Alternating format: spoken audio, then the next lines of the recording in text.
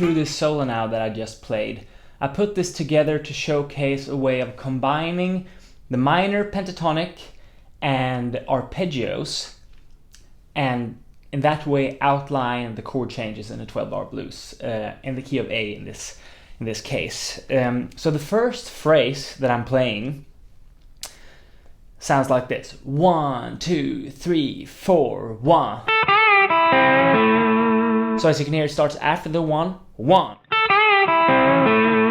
Starting with the root, bending from the flat 7th up to the root, and then hitting the 5th, but as the open high E string, to get those to ring together for a little bit. And then I'm bending into the major third from the minor third. This adds, like, these kind of bends, and the open string adds a little bit of country flavor as well. So more or less I'm playing,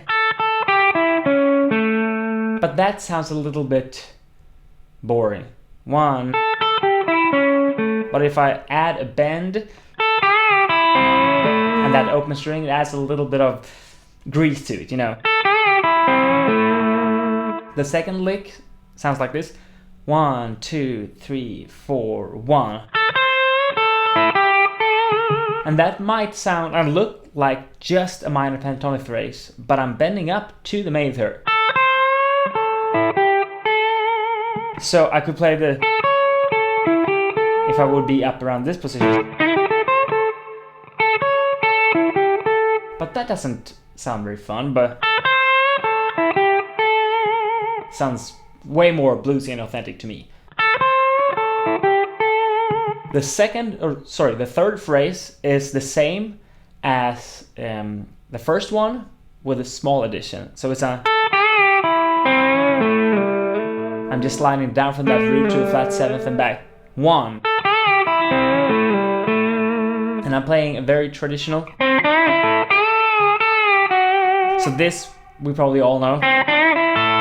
Bending up, because we're gonna go through all the intervals here. I'm bending up to the 5th, so that's a chord tone. Doubling the 5th, root, bending up to the root. So I'm more or less playing. But that doesn't sound very bluesy, right? But some, and then I'm releasing this just slightly and hitting it again, and then releasing it all the way down to the, so I'm more or less implying root, major 7, root, flat 7, and then I'm approaching the third of the D chord, the D7 here. So the 4 first phrases together sound like this: 1, 2, 3, 4, 1. 1. 1.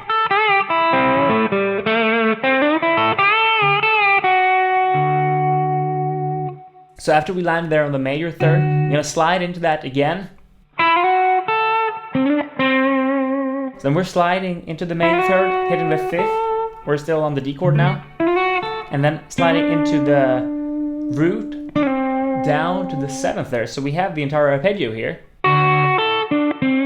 But still, we're mostly within the A minor pentatonic, right? We're just adding this F sharp to really outline this chord.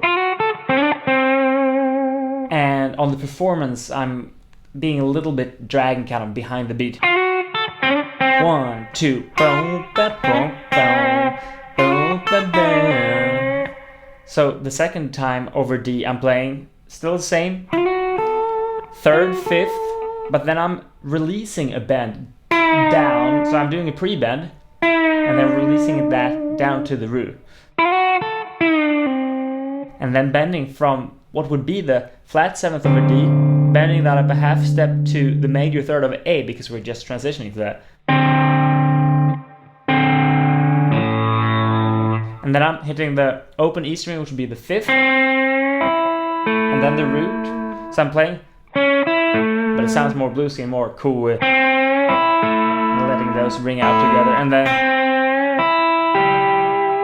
so I'm only playing chord tones here, but I'm bending into some of them and letting some of them be open strings. So it adds way more than, you know, when you come to a level where you don't want to do only the minor pentatonic, but want to learn some arpeggios, It doesn't sound very bluesy, but when you add these kind of phrasings to it, it sounds way better, I think. So letting those two ring out together. So that would be the bending into the third, adding the fifth, and then the seventh. So I'm playing, but that sounds, well, kind of dry and boring.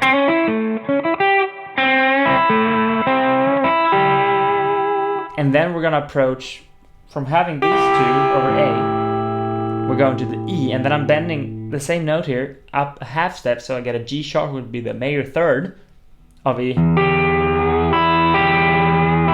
then adding the high E string as well, keeping that.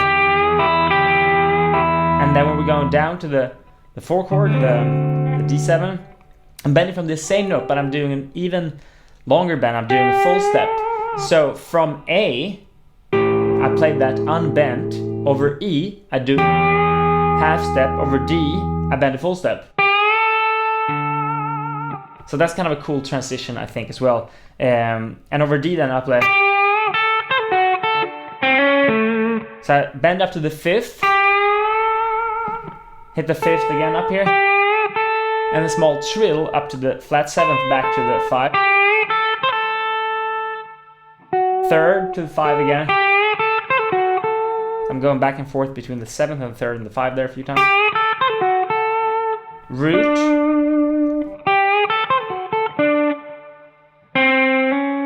Landing then on the 3rd of A. And then I'm doing an arpeggio thing, which is a pattern of 7 notes that goes like this. This is the pickup, and then it lands on there. So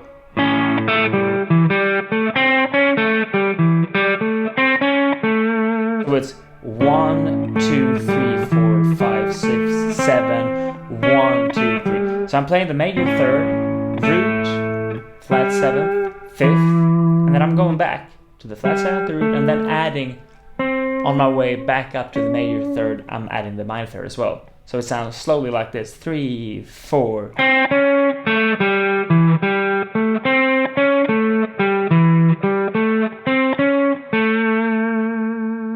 And since it's 7 notes, but I play it with swung 8 notes, it happens a cool rhythmic displacement. So on the first beat, I'm landing on the 1 here. The second bar of A, I'm landing on the 1 on the root. And the very last one that ends kind of the chorus, I'll hit the root actually on the upbeat before the 1. 1, 2, 3, 4.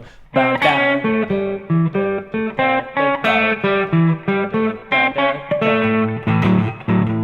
So I hope you see those details as cool. So I'll play this solo all the way through in a slower tempo without the chords and without the chords behind it. Hopefully you can still hear how I outline the changes. 1, 2, 3, 4, 1.